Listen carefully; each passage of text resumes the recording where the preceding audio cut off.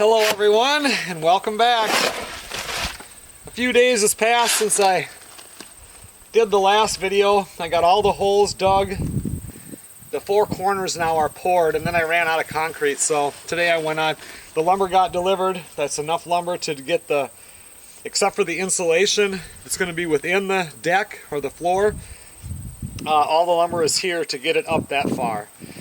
So I'll have to go get the insulation, but today I ran and I needed 24 more bags of concrete. I had used up the stuff I had in the front garage, so I picked that up this morning, and now this afternoon I have 8 more holes to fill, so I want to get that done, and then I can finally start setting the posts and get the deck on this thing.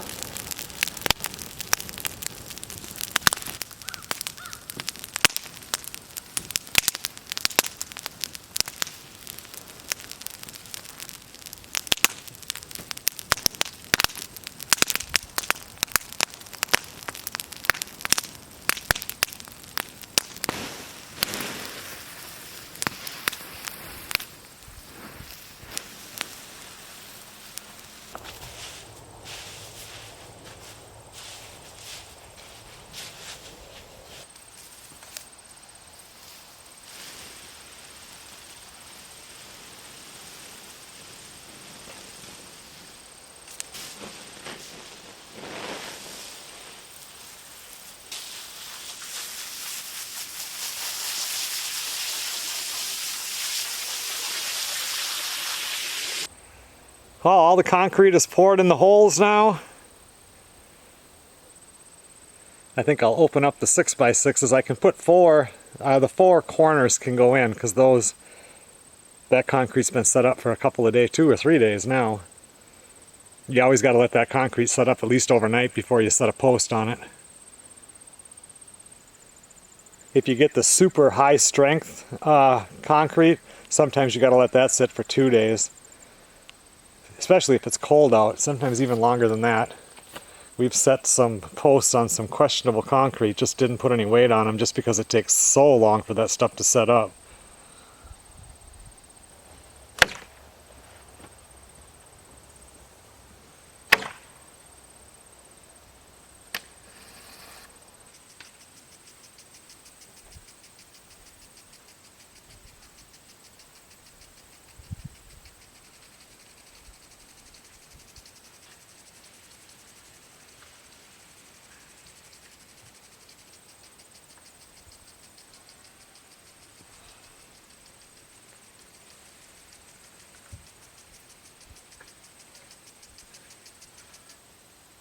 So you remember when we first laid this out, we put these stakes in, so it would be 24 inches to it here and 24 inches to it here.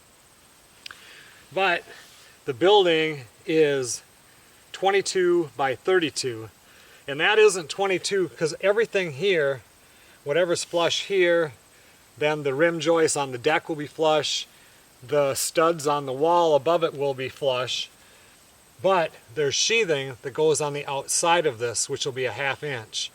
So my 24, I now have to make this 24 1/2 and 24 1/2 because my actual framing on the building will not be, say, 22 foot, it'll be 21 foot 11 inches. And then when the 1/2 inch goes on each side, that'll bring us back out to the 22 feet. It's not critical. I mean, either way, your trusses, it isn't going to matter on top. But if you're going to do it the correct way, that's what we want to do right now.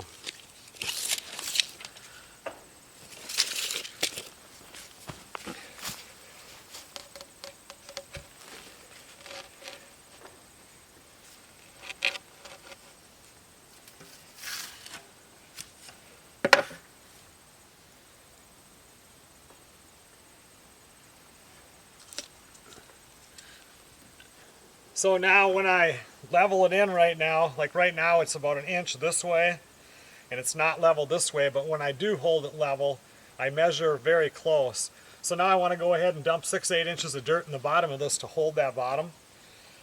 And even when I do this, I'll kind of fill it up enough so it holds it, but enough that I can still move it a little bit, because if it has to move 1/4 inch, you know, say it's going to be out of the ground this far before I cut it off. And by the way, I could not get 6-footers. And 12-footers were more expensive than 2 8-footers. It was a big mess because first I was trying to get it through Menards because they had their 11% off sale. So then I went to Home Depot and priced Home Depot against Menards 11% off. And some of the stuff was cheaper. I don't know if I talked about this already. And some of it was more expensive, but it was all super close. It's like that 11% did absolutely nothing. And then when I went for delivery, I had like, for Menards to get it up here, it was a $185 delivery fee, and they couldn't get it for almost 3 weeks. 2.5 to 3 weeks. And when I went with Home Depot, it was a $79 delivery fee, and it came in 2 days. So, you know, I had to weigh my differences on that to get my material. But anyway, we'll get it like this, and then if if it's going to get cut off here, if I have to move it this much out of level or something to get it perfect to where I want it when I square this, I'm not going to care. Everything's going to get skirted right down to the dirt. You're never going to see it. But I mean, when I do this, it probably will be exactly level anyway, but sometimes things can get a little bit off.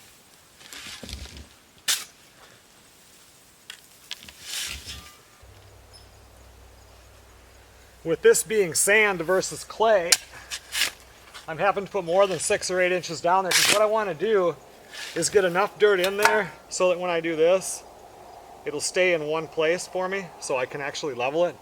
And this first one is the hardest one too, because you got to try to get it square with what you think the other ones are going to be. Once again, it's going to get skirted, so you'll never see it, but once you get, you know, like the next one in, you can string it and kind of see what's going on. That's why I don't want to pack this in totally yet, so I can still move it around some.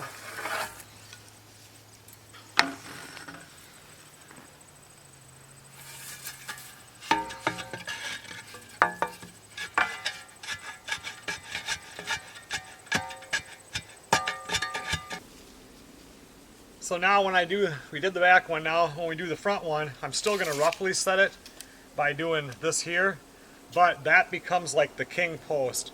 We'll set it roughly, then I'll hook on with a tape measure and come up here to make sure that I am 21 foot 11 outside to outside versus just going by this, because you always want to double check and triple check everything you're doing.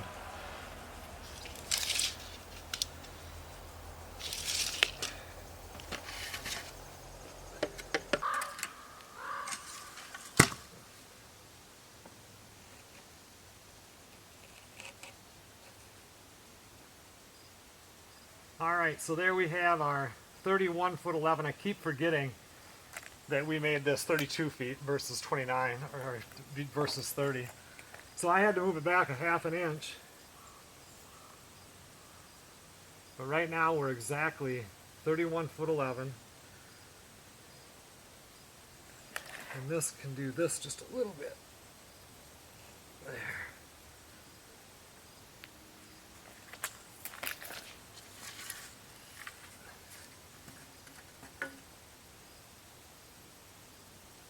That's pretty darn close.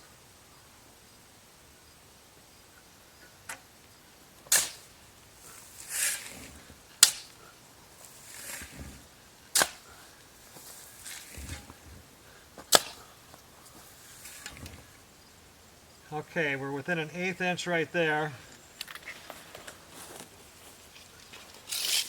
This way we still have to rely on this right here, because that is setting us off that building.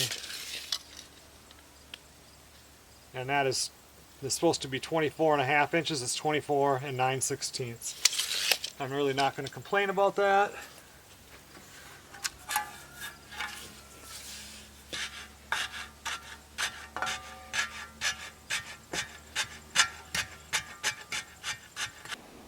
I'm really happy with these two, so I'm going to go ahead and fill that hole up to the top with dirt. I'll pack it a little bit. I'm not going to pack it that much. As soon as it rains out, it's supposed to rain tomorrow, it'll start to pack it down real good, and more will have to be added. And I still want to be able to move them a little bit, just in case, because, you know, when you dig the hole like these over here, when I square it, I'm going to have to, you know, go forward or backwards, and hopefully our layout, which should have been pretty darn close because I checked it pretty good, but you just never know. Once you start digging those holes, it's surprising how you can get off an inch, you know. And so anyway, I'll fill these up, but I'll still be able to move them. And one thing you can do if these are like cockeyed a little bit, they're not square, you can go ahead and like take a 2x4 or 2x6 and screw it into the post, and then you have leverage to move it to get it straighter. This looked pretty straight when I put the tape measure on there. You'd be able to tell if there was a big gap here or a big gap this way. So, but if you wanted to get it just right on, if you string it afterwards, you can always move it a little bit like that if you don't have it super packed.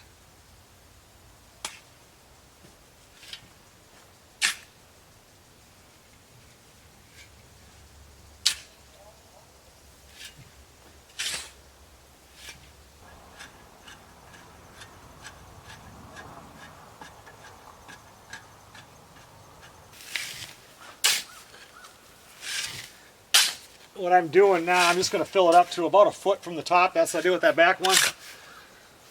And I'm running, pretty soon I'll be running out of daylight. I still have to, there's rain coming tonight, so one of the bags of concrete in the back of my truck broke open. So I need to make sure I get that swept out, because if that gets rained on and gets hard, it's going to stick to the bed of my truck. And I need to water the chickens. And Melissa just was out here. She went and got the eggs. We got 8 eggs today.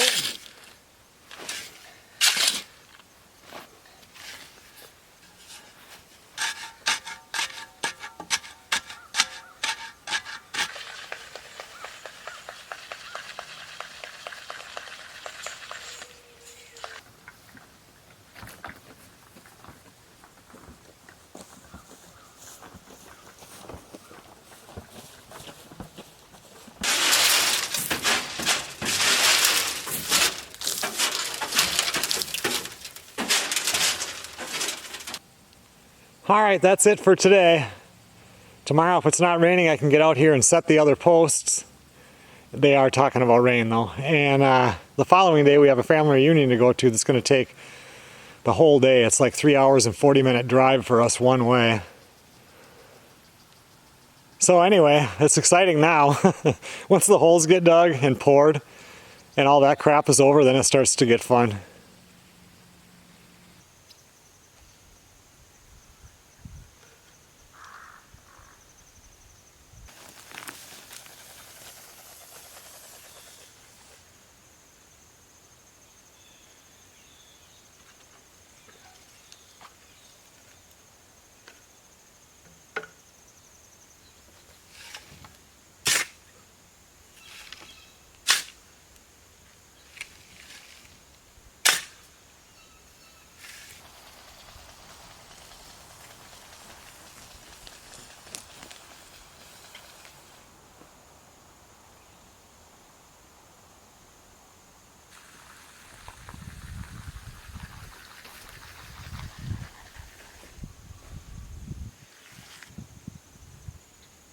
Good morning, everybody. It's a really quiet morning. It was cloudy all day yesterday. We went to a family reunion, and today now when I woke up this morning it was still dark and it was clear skies, and then it got foggy. But so far there's like no wind. It's just dead quiet. I just got these squared up. I'm within 1/8 of an inch of square. I'm not going to try to get it any closer because I'll just screw it up and it'll go the other direction. So this will be absolutely fine.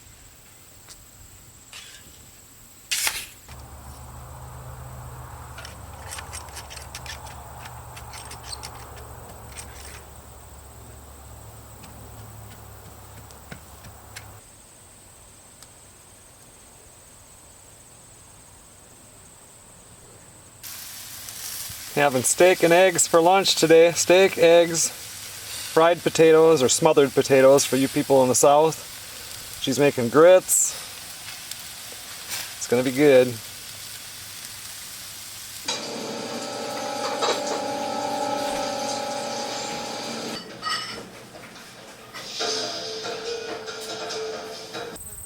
Well, we just got done with lunch. I'm gonna continue to set these poles. I'd like to get all of these in, which shouldn't take all that long, and I'd like to be able to mow this afternoon because I've been haven't had a chance to. I've been doing this every chance that I get, and then when it starts to get dark tonight I can bring the laser out because it has that green light and I should be able to see it then, and then I can mark all the posts so I can cut them off tomorrow.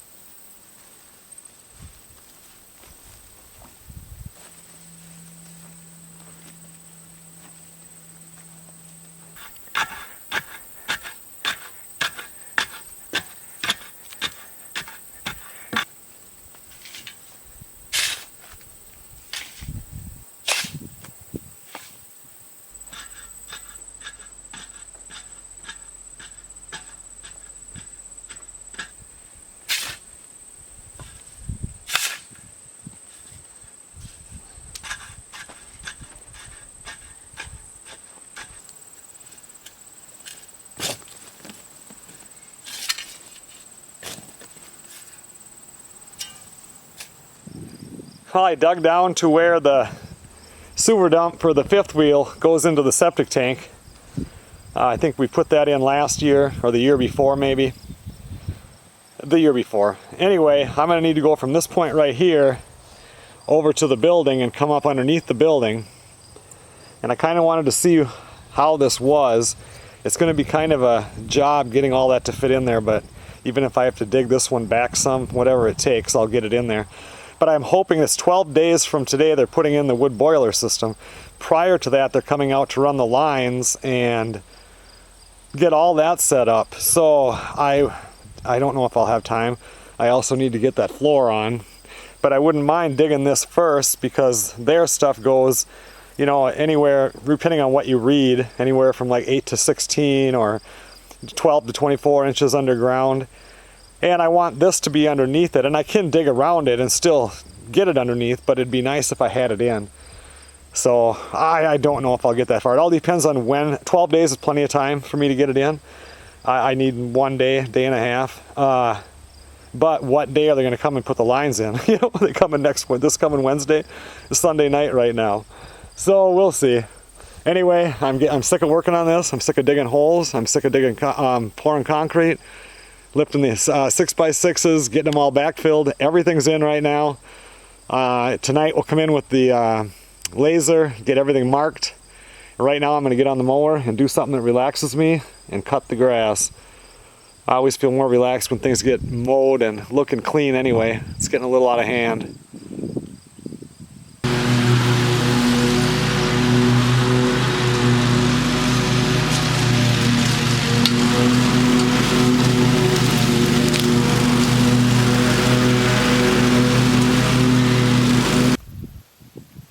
Well, it's just getting dark, so I brought the laser out here so I can mark these beams. As long as it doesn't flash, we're doing good. If it flashes, the bucket is too far out of level for it to self-level, so that's nice. So what I'm doing now is I'm going to mark where the beam is, and then Melissa was out here and we decided that we're going to go where the string is on that far side over there. We're going to go above it about 2 inches to the bottom of the 2x10. So all of these that I mark will be the same, and then from that mark on the beam in the corner over there, which is this one right here, even though I'm marking it down here, if you can see that, here's the string, I'm going to go up 2 inches. So that's going to be about 5 inches higher than the green line. So every one of these I'll measure up 5 inches, mark it, and cut them off.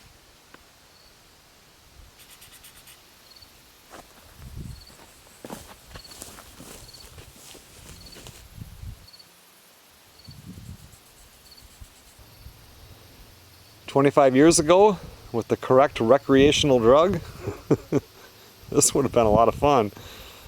As the weeds move, everything, the lights move around with it. Well, I have them all marked. Tomorrow we'll get them all cut off, and then I think I'll end this video.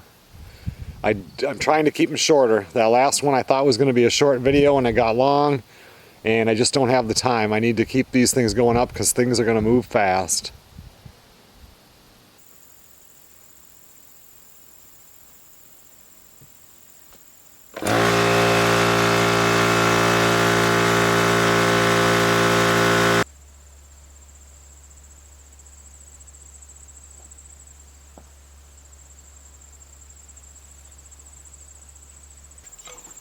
Good morning, everybody.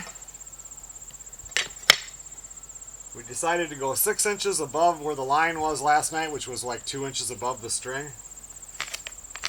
That'll get enough room so a person can crawl underneath here.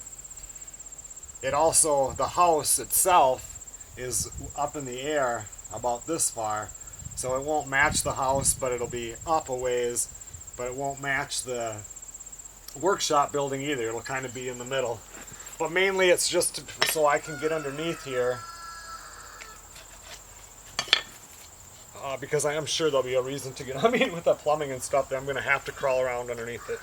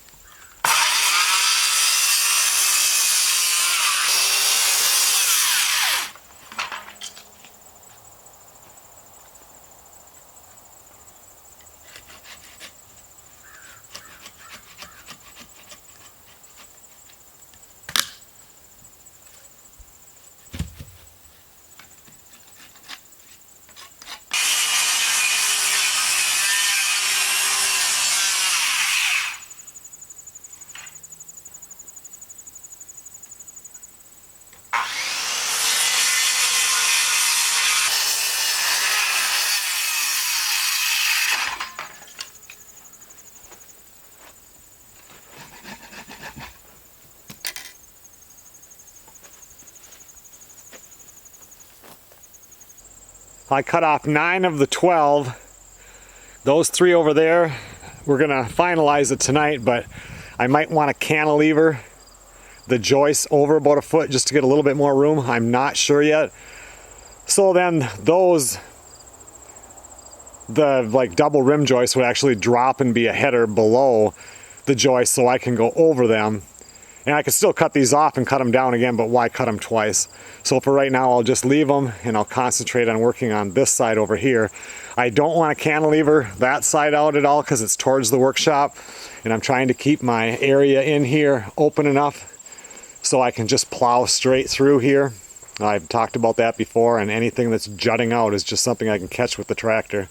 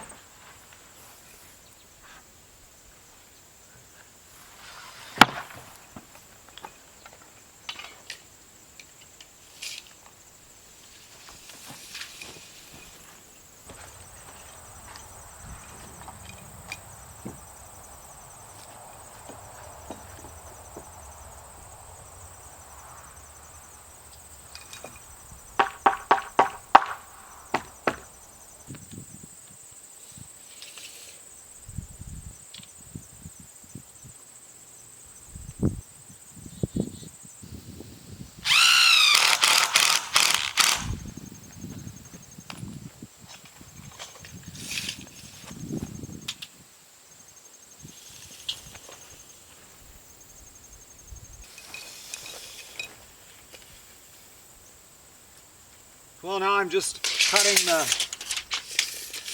double rim, which will create the header on this side.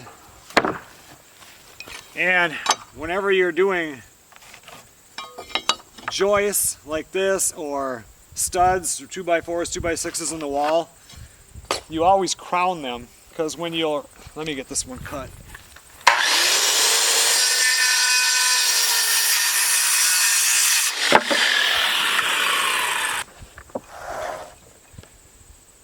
Because they always have a crown to it, and it doesn't matter if you if they're really bad, you throw them out.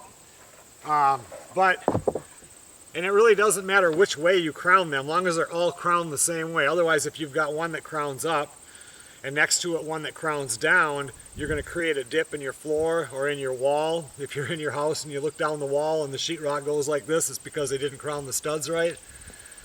I always like to crown them up because it's just in your head then, just always crown up, crown up. And plus on a floor, you know, gravity pulls down, so you'd want it crowned up.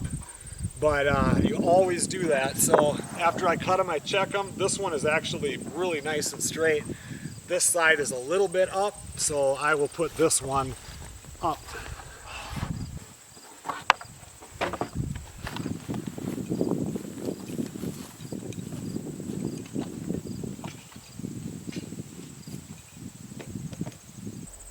So I just set this one up here, and you can see right here, there's about 3/16, almost a 1/4 inch difference between this one and this one. This one measures 9 3/8, which is pretty much the normal. This one is over 9 1/2. So I'm gonna go ahead and trim this bottom right here on both sides.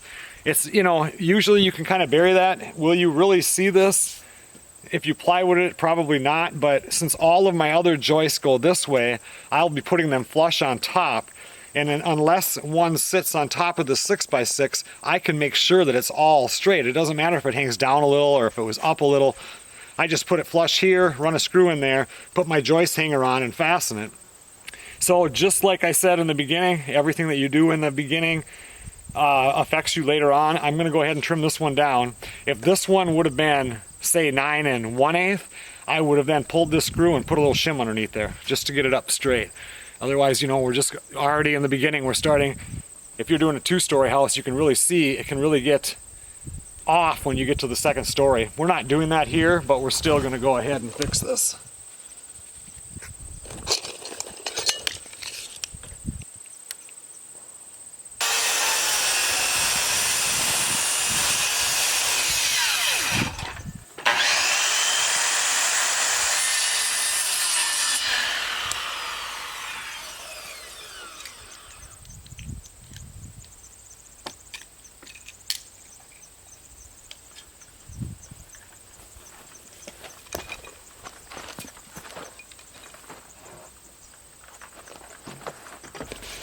Now you can see we're nice and flush there.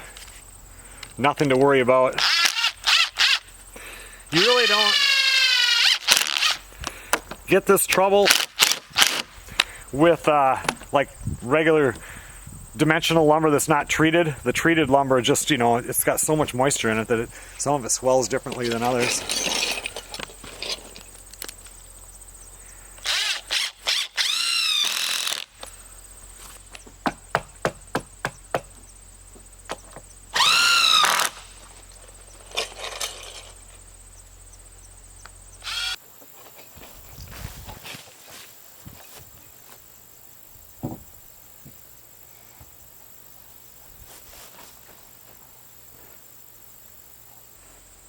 Something to think about when you're doing this. Now I'm going to run the double on that side, and then I'll run this double here, and then I'm going to come in.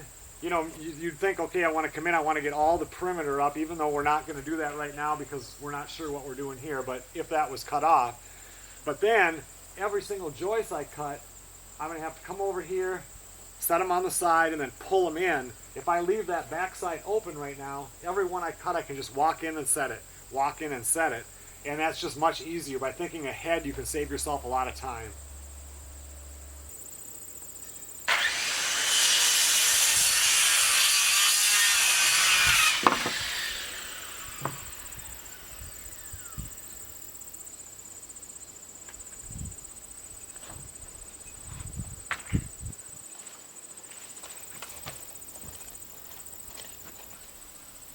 Well, I got up to this one and it's a little bit below this one, and I measure this and this is 9 3/8, so I know that this one is close to what it should be, so I went over and grabbed the pieces I cut off the other one, and I'm just going to slip that underneath each end, nice and flush.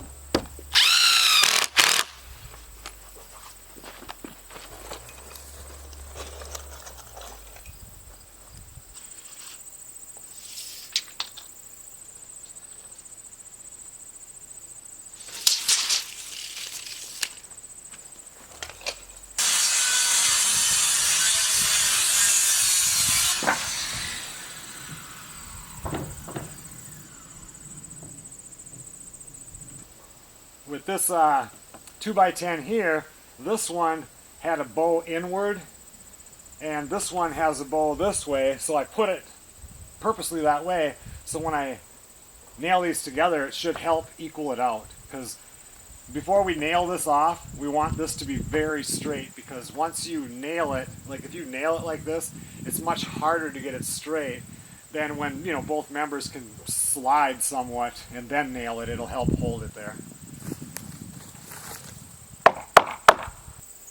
Another thing that I did here is, instead of running this to the center of the 6x6, code says I need 1 3/4 inches of bearing to be legal.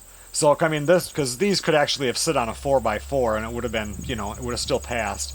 But what I did, instead of butting them off square and putting them together, by doing it this way, now this one will run past and I can screw into here.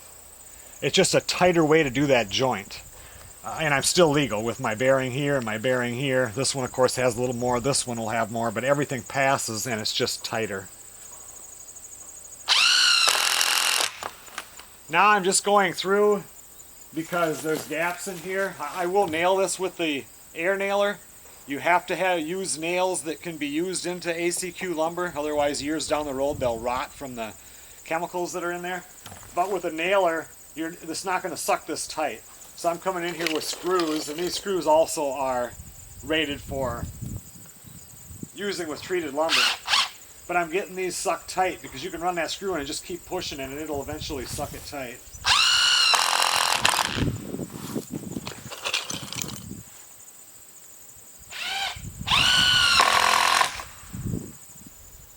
Another thing I did here is crisscross these. What's that called? Like a herringbone or whatever.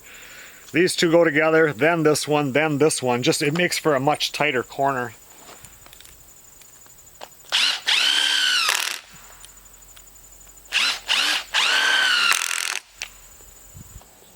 one more thing, like if you're going to be getting it inspected, we're going to need on a 2x10, we're going to need 3 nails every 16 inches, or 3 screws. If it was a 2x12, we would change it to 4. But when the inspector comes, he's going to look for that. So you want to make sure that you put it on, like if we're doing inside of a porch, you would do it on the inside so he could see the header, you know, if you were on the porch. Here we would do it on the outside because my joists are also going to be roughly 16 inches on center. So I guarantee you, since I'm not measuring everything out, I just pretty much know what 16 inches is. I can guarantee you if I nail it all on the inside, I would have a joist that's going to go right over where it was nailed, and there's no way to prove to that inspector that yes, I have my 3 fasteners every 16 inches. Not all of them will care, they'll ask you, but I have had some that are so strict that if they couldn't see it, I had to go back and then do another line where they could actually see it. I've got words for those kind of inspectors, but there's nothing you can do about it. Until they sign that piece of paper, you're screwed. So best to just do that. Do it where they can see it easier. In this situation also, he would have to climb inside or look over to see it.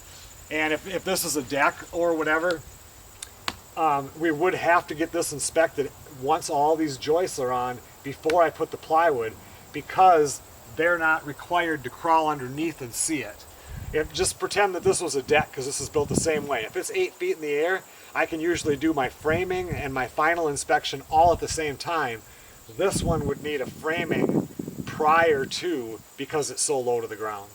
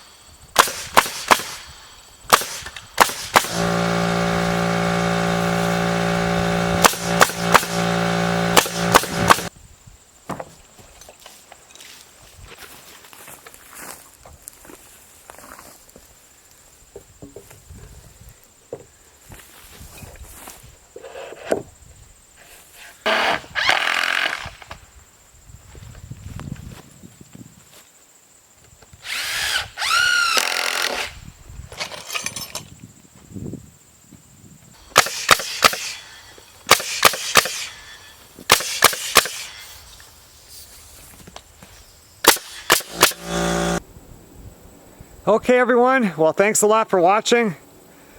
I'm gonna go in and have lunch and get out here in about 20 minutes and continue on this project. I will see you guys on the next video. Stay tuned for part 3.